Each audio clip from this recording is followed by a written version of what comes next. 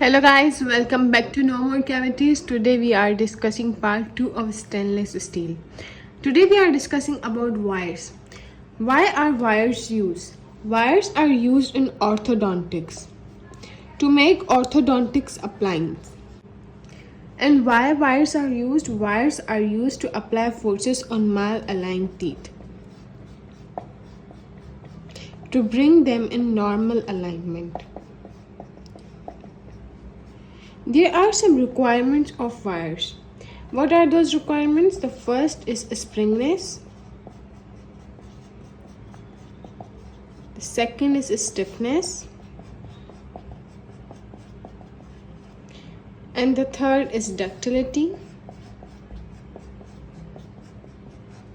The fourth is corrosion resistance.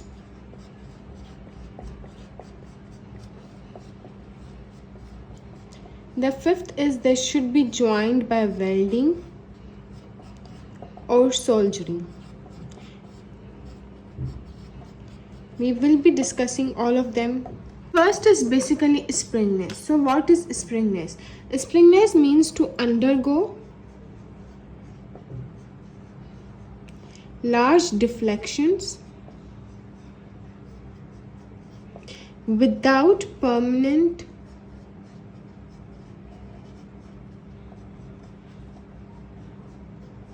deformation. It means it can change its form.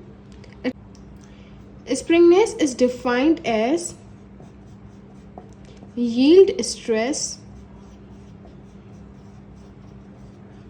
by modulus of elasticity. If modulus of elasticity will be greater, it means the wire will apply greater forces. Wire will apply greater forces, then it will be less flexible, because flexible wires apply slow forces.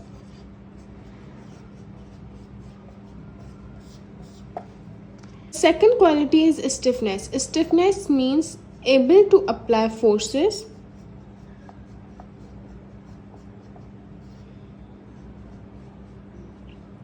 for what? To bring the tooth movement. Because we are using wires for orthodontic purpose. So we want the wire to be stiff so that it can bring required tooth movement. For rapid tooth movement, we require stiff wire.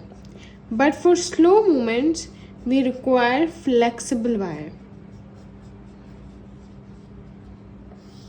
And if we need flexible wire, then flexible wire should have small radius. Wire having circular cross section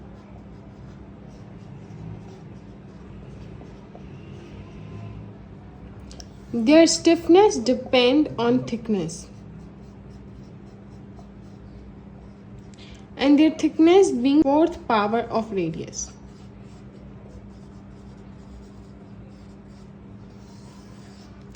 The wires having circular cross section, their stiffness depend on their thickness, and the thickness is their fourth power of radius.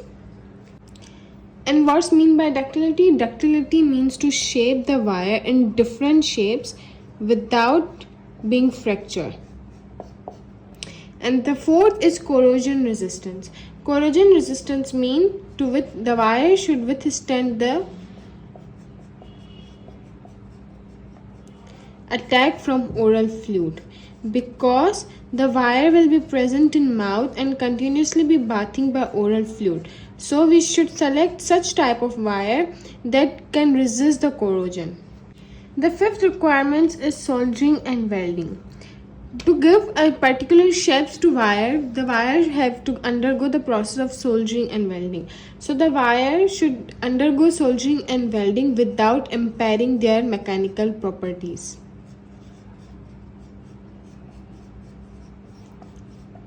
These all were those requirements that a wire should have. Basically, there are different type of materials that we use for formation of wire. The first we are discussing is stainless steel. This type of stainless steel that we use is 18 by 8 stainless steel. It means 18% carbon and 8% iron, and it is the type of austenitic type of stainless steel. So the stainless steel have increased modulus of elasticity. It means it will apply greater forces, and having increased yield stress. It means it will have adequate spring back. The stainless steel have sufficient ductility. Considering ductility, stainless steel come in 3 forms, and they are soft, hard, and half hard.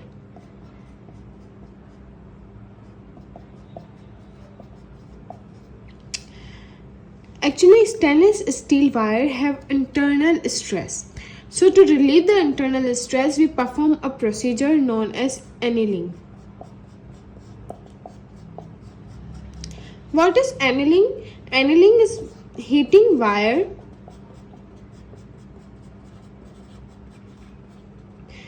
at the temperature of 450 centigrade for about 10 minutes.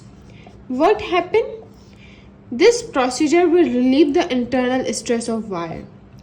But annealing should be performed on stable stainless steel, but not on unstable. Why we are not performing on unstable?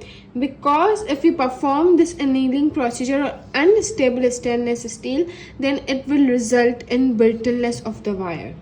Stainless steel undergo process of soldering, and for this process we use a particular type of soldiers known as silver soldiers.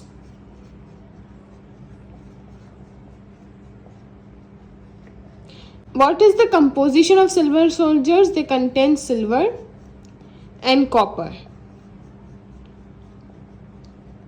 We should avoid overheating the silver soldier. Why? Because if we overheat during soldering, we will result in recrystallization. And what happens if recrystallization occur?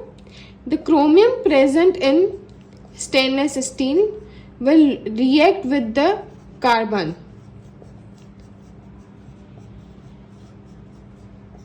and result in the forming of carbides, and this process is known as delayed decay. Delayed decay.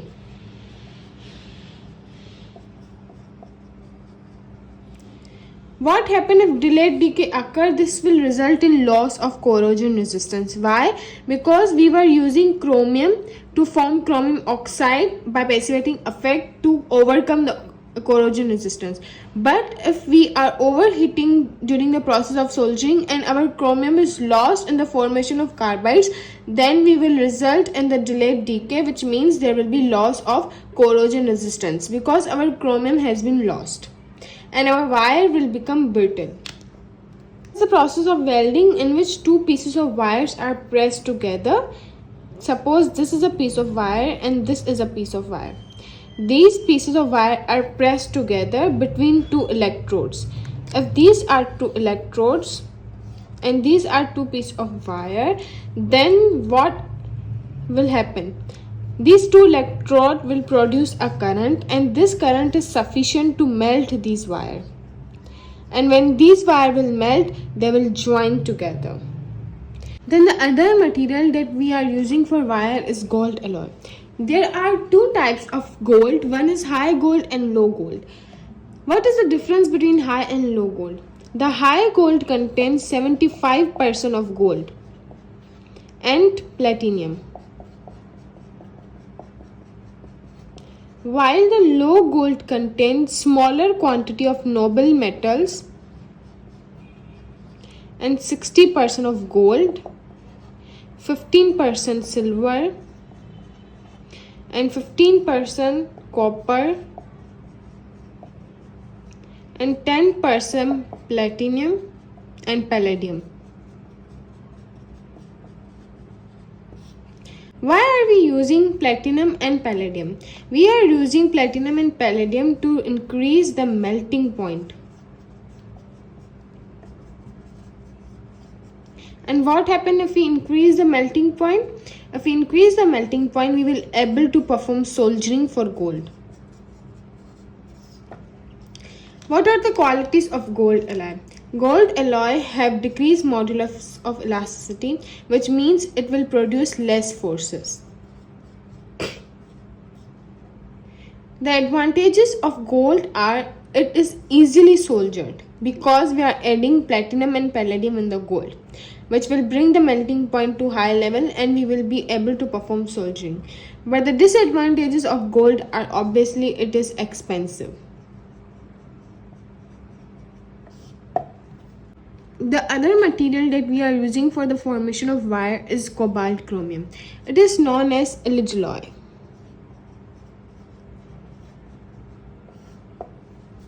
So, cobalt chromium contain cobalt,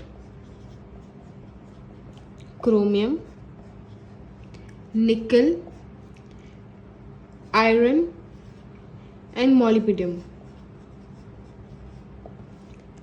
in the concentration of 40, chromium 20, nickel 15, iron 16 and molybdenum 7.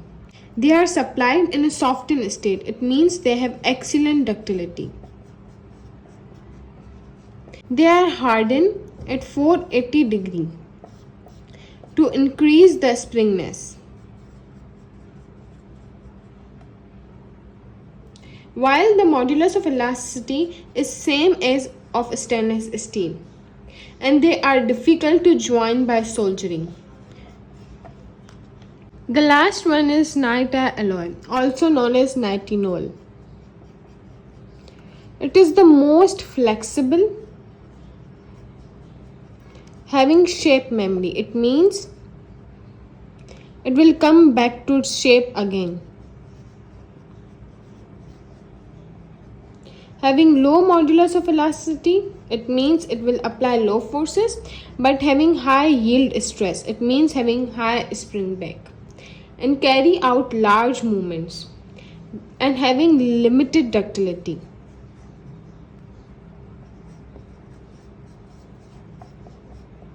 It is not easy to bend without fractures.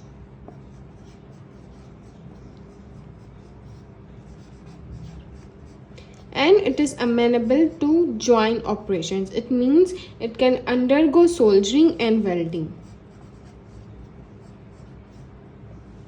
The last one is beta titanium, which is ductile, having good formability, having spring backness, having decreased modulus of elasticity. It means applying lower forces, and it is joined by welding. So this was all about wires. Thanks for watching.